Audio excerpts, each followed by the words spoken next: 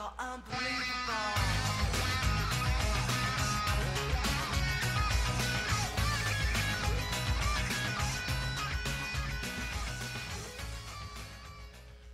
When I first saw that commercial, I was reluctant to let them play that here because I just didn't want anybody to think I was encouraging light beer at our church. But when I saw that, I also thought about a time I spent in my closet where I was trying on or putting on some of my jeans that I'd worn in the past, and they must have shrunk or something. They felt like they were getting tighter, and I couldn't fit into my skinny jeans anymore. And then I thought to myself, wow, and I look in the mirror, you know, as I get older, I'm getting this new little tire, you know, around my waist and that. And then when I look in the mirror, you've heard me joke before about my eyebrows look like I rub Rogaine in them or something. And yet, as I continue to grow older, my legs still stay like freakishly skinny, you know, where they look like they're bowed, so they look like parentheses or something. And why is it that when I look in the mirror, I'm not always satisfied with what I see there, you know? And I think about you, particularly those of you who are ladies, the standard that's been put on you these days to look a particular way, I think is a bit unjust. In fact, Pastor Shad was telling me about one particular study of women that was a global study of the way women view themselves, and only 2% of women in the world believe that they're beautiful. Isn't that kind of sad? That we've so narrowly defined beauty that only 2% of the women on the whole planet believe that they're beautiful. And I wanted to show you a picture of a model because this is part of what perpetuates this idea. And I read an article by Kimberly Dennis, MD, who's the medical director at Timberline Knolls Residential Treatment Center, and she said that the standard society as a whole projects to our young women are unfair, unrealistic, dangerous, and even deadly. Advertisements like this most recent ad by are blatantly irresponsible and send damaging and deadly messages to girls and young women across the nation. So this standard that's been placed on how we should look, we got a model here whose head is bigger than her waist. And no doubt this photo has probably been manipulated using Photoshop or some other graphic design software to make her look that way. And we can't live up to those standards. Ladies, you can't live up to that if that's the narrowly defined standard of beauty. But it's not just limited to women. There's a phenomenon today that's known as manorexia, in which men are trying to be overly skinny as well so they can look like this guy that I'll show you on the next picture, the star of Twilight, Robert Pattinson. So if you want to look like a vampire and, you know, really thin up and get kind of pale, you can have manorexia. And then it's not just trying to be thin, but some guys want to bulk up too much and look like Pastor Brent.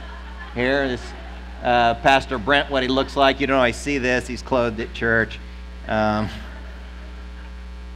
But some have a body image that causes a very unhealthy attention to diet, exercise, plastic surgery, steroid use, anorexia, as well as bulimia. Others have a body image that results in the neglect of proper diet and exercise, leading to obesity. In fact, our mayor and city leaders have mentioned this in the SA 2020 report, in which they say obesity is the most significant epidemic facing San Antonio today.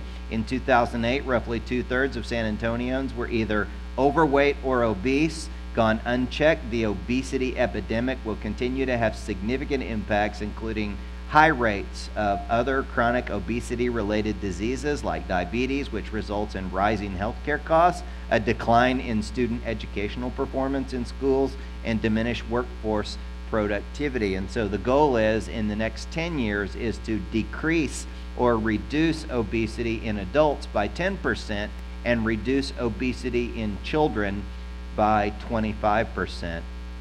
And this issue is probably on the consciousness of the majority of people in the room today. And as one of your pastors who loves you, I'm honestly very concerned about some of you, because body-related issues are going to cause premature deaths for some. And I believe that the conversation that we're having here today could literally save people's lives. Now, I also need to acknowledge that for some of us, it's easy to be very judgmental toward people who are either smaller than us or toward people who are bigger than us. So, before we go any further, can we all make a commitment in our hearts and minds? I will not be judgmental toward people who are smaller than me, and I won't be judgmental toward people who are larger than I am, because a person's size is a very complex issue. It's not as simple as looking at who's big or who's small. I was having a conversation in recent days with one of our worship leaders, Corey Winfield. No doubt you've seen him here if you've come to this campus over a period of time, and he's a very small, thin guy. And he told me recently that when he started exercising a couple of years ago to try and get healthy, that he tried to run a mile and almost passed out a short way into that run. He would say, I'm very thin because of my genetics, but I was very, very unhealthy. Then on the other end of that spectrum, Ron Williams, who authored the book Faith and Fat Loss, said that at least 80% of individuals who are overweight or obese struggle with losing excess body fat, partially because of endocrine-related issues. So your endocrine system includes your pituitary, thyroid, and adrenal glands. So today is not about being big or small. Today is about being healthy. Healthy. Now, I saw a talk by a guy named Dan Buettner on TED Talks. He wrote a book called Blue Zones, and the Blue Zones book is about health. And he looked all over the world at the different people groups that live the longest and have the highest quality of life. And one of the people groups that he found that really represented a blue zone is a group of people in Okinawa. And as you would expect, when he looked at their lifestyle and saw what gave them this high quality of life and this longevity of life, there were certain things that were pretty typical, like they ate a lot of vegetables. They ate smaller portions at their meals. They had a deep sense of community. They had a larger group of deep, closer friends than what we typically have in the United States. In fact, a lot of us in the United States, we're lowering our number of significant friendships and community that we're involved in. But one of the keys to the longevity and quality of life of these people in Okinawa is found in one of their words called ikigai. Their ikigai is the reason for which you get up in the morning. It's like your sense of purpose. So I would ask you the question today, what is your ikigai? What gets you out of bed in the morning? What's your purpose? What motivates you to get up and get going in your day? And in Buettner's book and in his study, he looked at one particular woman who's 102 years old right now, and she identified her ikigai as holding and caring for her great-great-great-granddaughter. Did you catch that? There were 3 greats in there. And she says, when I hold my great-great-great-granddaughter, you know how it feels? It feels like I'm stepping into heaven. What is that for you? What is it that you feel that gets you up in the morning? And our big idea today is simply this, that ikigai equals health. If you can connect with your ikigai, it can lead you toward health. It's the motivation that you have to be a healthy person, to continue living so that you can fulfill that purpose. And those of us who are Christ followers, we should be the people who are most passionate about our ikigai. We should be the most passionate people in the world, on the planet, to love our God and to serve people and love people and bring about the restoration of relationships and people in this world. And as I was thinking about this particular topic, our ikigai is so closely connected with what we eat and the way we live. And I want to look through the scriptures today and ask the question, does God really care about what we eat? Because when I was a new Christ follower and really started going to church, I noticed that they had all these potlucks at church, right? If anybody grown up in church, you've seen the church potlucks, where everybody just comes and gorges themselves at church, and there's nothing wrong with eating. We all need to eat, and oftentimes food is associated with community, and there's nothing wrong with having a very good meal together in community with each other. But does God care about what we eat?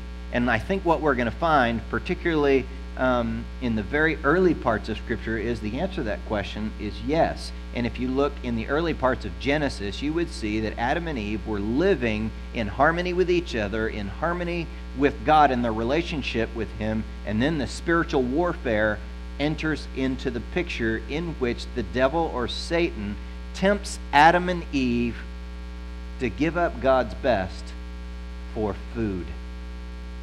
You see it happening there? They took and they ate what God asked them not to eat. They forgot their ikigai. And if you continue in Genesis, you would see the story of Jacob and Esau. Remember, Esau was the hunter. He was the oldest son in the family. He had the birthright, and he gave up God's best for his life for what? Food. He forgot his ikigai, and he gave up God's best for food. Then if you look further in the Torah of the Bible, those first 5 books of the Bible that God gave His people because He loves His people, and you find in Leviticus that God gave His people dietary laws. Why dietary laws? Because God wanted His people to be healthy and to avoid some of the potential problems in the world in which they lived. Then if you go further in the book of Numbers, you would see at this point in history the Jewish people had just come out of slavery in Egypt, right? They'd been slaves, they escaped. You've seen the 10 Commandments movie, or the Prince of Egypt, where, Yul Brynner goes up, or Moses rather, and puts his staff down, and God parts the sea, the people escape, and now they want to actually go back and become slaves again for what? For food. Let me show you this in Numbers chapter 11. Look at verses 5 and 6. It says, "We remember the fish we used to eat for free in Egypt, and we had all the cucumbers, melons, leeks, onions, and garlic we wanted. But now our appetites are gone. All we ever see is this manna." Never mind that it's like heavenly sopapillas falling from the sky miraculously. I want to go back and be a slave, because there I get food, right? Then you go further into the Old Testament, you would see the prophet Daniel, this really example of a godly young man, and he and 3 of his friends, when they were in the training of the king of their day, God told them, don't you eat the rich foods of the king, but rather eat a vegetarian diet. And when these guys were compared up against the other young men in the king's training, they were healthier, in better shape. Then you go to the New Testament in Luke. We see the spiritual warfare enter into food again when Jesus was being tempted in the wilderness by Satan. The devil comes to Jesus. He tries to create a sense of scarcity or unmet need in Jesus' heart in the desert. God had placed Jesus on a fast during that period of time, and the devil tempts him. And we're going to see this exchange in Luke chapter 4. Look at verses 3 and 4. It says, "Then the devil said to him, 'If you're the Son of God, tell this stone to become a loaf of bread.' But Jesus told him," check this part out, "No, the scriptures say, people do not live by bread alone." Jesus had a spiritual food that would affect what he would eat in the physical realm. And Jesus never forgot his what? Ikigai, his purpose.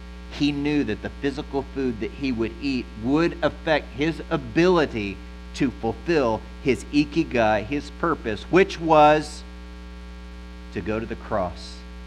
He was thinking of you and me when he would go without food during these seasons of time, and he would go to the cross, and he would die there to take the penalty for my sins and for yours. And if you've never begun a relationship with God, you can simply believe that Jesus died on that cross for you to take the penalty for your sins and have a relationship with God in which he unconditionally accepts you and loves you no matter what your gene size.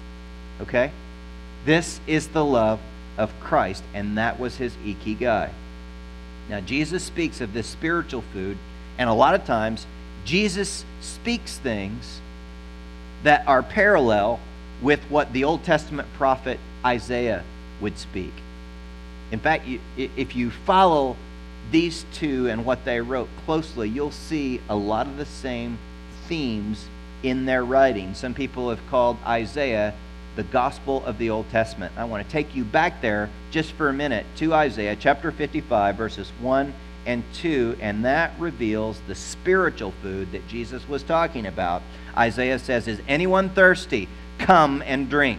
Even if you have no money, come take your choice of wine or milk. It's all for free. Why spend your money on food that does not give you strength? Why pay for food that does you no good? Listen to me, and you will eat what is good. You will enjoy the finest of food." In the spiritual realm, when we come to the Word of God, empowered by the Spirit of God, you and I get like a spiritual feast that feeds our souls and gives us satisfaction, so we don't always have to, in the physical realm, seek out food for comfort and other reasons, right? In fact, a lot of us, like the prophet says, we spend a lot of money on stuff that doesn't fill our souls at all. We spend a lot of money on physical foods that don't help us in any way, you know? And I think that a significant contributor to poor health is the connection of our body image and our soul wounds. Now, in recent days, we've been talking a lot about soul wounds in our toxic emotions chart. I want to bring that back up again to examine how this is connected to our health. On the outer ring there of our souls, oftentimes what people see are our behaviors. And so a woman who has anorexia, sometimes that's the behavior, that's what you see on the outside. But if you go into the core, oftentimes there may be an unhealed wound, a pride or fear, and particularly an unmet need. So the woman who has anorexia, perhaps she is not having her needs met by her husband. She sees her husband, he never listens to her, he never gives her gentle care. When they go to the mall, she watches his eyes, and they're everywhere, up and down, on checking out every woman around, and in her mind she thinks, well, maybe I'm inadequate. He doesn't like to look at me. He has to look elsewhere, you know? And then she goes to the hardcore of her soul, and you'll find there the enemy will take the soul wound that she has and twist her view of God to believe, well, maybe God isn't going to love me unconditionally unless I am healthy in a certain way, and she thinks God doesn't accept me if I can't fit into skinny jeans. Well, when toxic emotion happens, something triggers our stress. Our bodies will actually create more cortisol. And cortisol is a chemical that will cause us to store more and more body fat unnecessarily. And one of the things that the enemy uses to release more cortisol into us and cause more body fat are words. I want to show you this in James. Look with me at James 3, verse 6. James says there, "And the tongue," or your words, "is a flame of fire. It is a whole world of wickedness, corrupting your entire" what? Your body. Words happen. So the child who's teased with fat jokes growing up receives this soul wound. And every time those words create stress, more cortisol, more stored body fat in places that we don't want. I've also talked to beautiful young women. In fact, I'm thinking of one particular beautiful young woman that I know, and by anybody's standards, she's considered pretty. But she grew up in an environment where she heard her mother talking about her own desire to be skinny. The mom saying, hey, I want to be skinny as a person, and my weight is something that's very important to me, you know. She heard the mom talking about her own weight, and she heard those words, and she let those words land on herself. And she thought, I've got to be skinny. And she developed an eating disorder because she had a twisted view of what she needed to be, and when she looks in the mirror, she sees something big, ugly, when the reality is she's beautiful. You know, as we were preparing this service, just like all of the services that we prepare, we do this in the context of a team, and everybody kind of gives their input. And as we were talking about this, I felt like Jesse had some very good and wise and helpful input. And so I asked Jesse if he would come during this talk and just say some of the things that he said there as we were planning this service. So Jesse, would you come? Would you guys welcome Jesse Dominguez as he shares with us on body image? Hello. Have a seat, Doug. Thanks.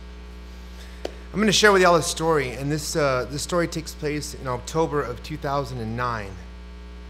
And it starts kind of like this, you know. In my family, when I'm hanging out with my wife, and back then it was my daughter.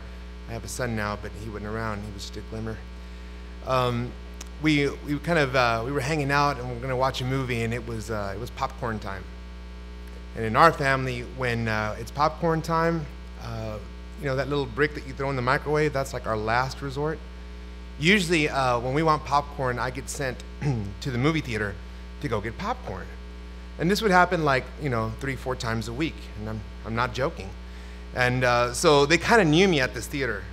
You know, I would walk in and they would grab the medium popcorn right away, like, you know. And I remember this time in particular, there was this, you know, one of the attendants kind of like tapped the other one and kind of mouthed the words, "That's him," because I'm the guy that I would show up and just get the popcorn and, you know, butter it and go, because I didn't, you know, I wasn't there to watch a movie. I just came for the corn.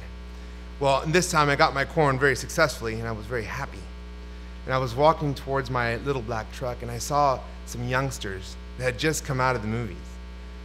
And they were, you know, they were young. They were, you know, looked like they were on a double date. They were all clingy. You know, they're all happy, frolicking. And I thought to myself, oh, yeah, to be young again, you know. Yeah, they look so happy and free.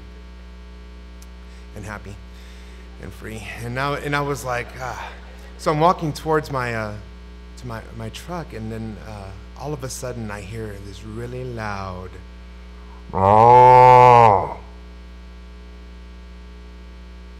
And I just keep walking, right? I'm like, I get to my truck, I open it, and I kind of sit there, and I'm like, did I just get mooed at? And I heard them laughing, right? And I was like, look around, there's no one else, it was just me and them. Like, I just got mooed at. And I'm like, now I'm getting a little angry, right? And like, I start my truck, right? And I start stuffing corn in my mouth. And I'm just like, can't believe, I mean, am I in 3rd grade? I just got mooed at. And I'm like driving, right? And I'm just driving. By the time I get to my house, I was like in a lather. Like, and I get home, and I give my wife the corn. I present her the corn. And she sees it on my face. You know, she sees my angry face, which, you know, y'all will never see, but, you know, I have an angry face. And she sees it. And she's like, what's wrong? And I go, well, you know, I was there getting the corn and stuff, and there was these kids, and they looked happy and free. And I go, I was walking, and they mooed at me. And she's like, what? I go, they mooed at me. And she like looks at me, you know, with this really tender look in her eyes, and she looks right at me, and she just starts cracking up. And I look at her, and she's like laughing, and I'm like, I start laughing too, right? Because that's what we do. You know, I start like, okay, it's no big deal. Yeah, whatever. They moo. You know? And, you know, so we watch our movie, we eat our corn. The corn's fantastic. Watch our corn. It's time to go to bed. We go to bed, and everything is good night. And I'm laying there in bed, and all of a sudden, as I'm trying to fall asleep, there's an invisible weight starts pushing on my chest, heavier and heavier. And I feel hurt. Things start swirling around. As I have my eyes open, I can literally see scenes from my past. I'm in 3rd grade again. I'm in high school and I'm being teased. There's music in my ear, Bobby. And at that moment, I was overcome. I realized how hurt I really, really was. And I began to pray because I couldn't stop it. It was just swirling and swirling. And finally, I'm like, Lord, I need help. Obviously, I'm carrying something. I was holding on to these things. And somehow I managed to go to sleep. The next morning, I woke up and I had to get ready. And I remember I went to the shower. I started taking a shower. And somewhere between the loofah and the Head and Shoulders, I began to tear. And then I began to cry. And then I began to sob. I was in so much pain. So much pain, and I didn't know what to do. And I was crying so hard that, and right then and there, as often happens when I take a shower, that's my prayer time. I'm crying, and I feel God's presence. I really do. I feel God's presence, and I hear Him saying to me, after everything that we've been through,